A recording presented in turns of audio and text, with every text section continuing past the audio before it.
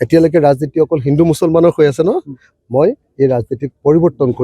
কৰিব খুজিছোঁ যে বছৰৰ সকলো সময়তে খেতি কৰা পথাৰ 1 নম্বৰ 2 নম্বৰ এখন গাঁৱত এটা উদ্যোগ আৰু এজনো নিবনুৱা নাইকিয়া কৰাৰ ব্যৱস্থা কোনেও যাতে বেংগলোৰ চেন্নাই এইবিলাকত গৈ কম দামত কাম কৰিবগৈ নালাগে সস্তীয়া শ্ৰমিক ৰূপে অসমৰ শ্ৰমিকবিলাক যাতে যাব নালাগে আৰু ছমাহত যাতে 162 জন অসমীয়া ল'ৰা বাহিৰত গৈ মৃত্যুমুখত পৰিব নালাগে তাৰ কাৰণে মই দ্বিতীয় যেটো বস্তু কৈছো এখন গাঁৱত এটা উদ্যোগ আৰু সেই উদ্যোগৰ জৰিয়তে গাঁওখনৰ পুৰুষ মহিলাক আপোনাৰ নিযুক্তি প্ৰদান তৃতীয় বস্তুটো মোৰ হ'ল যে প্ৰত্যেকজন অসমীয়া মানুহক দক্ষ অসমীয়া ৰূপে দক্ষ মানুহ ৰূপে গঢ়ি তোলা কোনোবাই যদি কাম কৰিবলৈ বেলেগৰ ঘৰলৈ যায় তেওঁকো ট্ৰেইনিং দিয়া হ'ব কোনোবাই যদি সিকিউৰিটি গাৰ্ড কৰিবলৈ যায় তেতিয়াহ'লে তেওঁকো হোম গাৰ্ড আৰু পুলিচৰ ট্ৰেইনিং দিয়া হ'ব কোনোবাই যদি সেৱা শুশ্ৰূষাত যায় তেওঁলোককো নাৰ্ছিং ট্ৰেইনিং দিয়া হ'ব বিনামূলীয়াকৈ আমি নতুন এটা কনচেপ্ট উলিয়াইছোঁ ফিনিচিং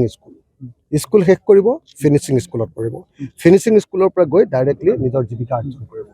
এইটো নতুন কনচেপ্ট অসমৰ ৰাজনীতি ভাৰতৰ ৰাজনীতি পৃথিৱীৰ ৰাজনীতিৰ কাৰণে নতুন কনচেপ্ট এইটো 3টা আৰু 4 নম্বৰ মোৰ আন 2টা অত্যন্ত প্ৰায়ৰিটি সেক্টৰ আছে এটা হ'ল গুণগত শিক্ষা এখন এলপি স্কুলত এটা শ্ৰেণীৰ কাৰণে এটা শ্ৰেণী কোঠা এজন শ্ৰেণী শিক্ষক মানে 5টা ক্লাছৰ কাৰণে 5জন শিক্ষক এজন হেড ছাৰ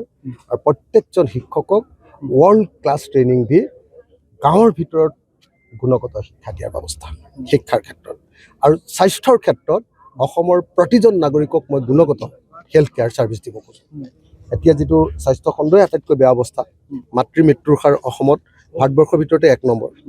শিশুৰ মৃত্যুৰ হাৰত অসম 3 নম্বৰ সেই অৱস্থাৰ উৰ পেলাই মই অসমৰ প্ৰত্যেকজন মানুহক কোনো মানুহ আমাৰ মন্ত্ৰী এজনৰ বেমাৰ হ'লে এইমছলৈ যাব লাগে এপল যাব লাগে চেন্নাই যাব লাগে তেনেকুৱা নহ'ব একদম পুৰা এনেকুৱা স্বাস্থ্য খণ্ড গঢ়ি তোলা হ'ব প্ৰত্যেকজন অসমীয়াই গুণগত স্বাস্থ্য সেৱা বিনামূলীয়াকৈ লাভ কৰিব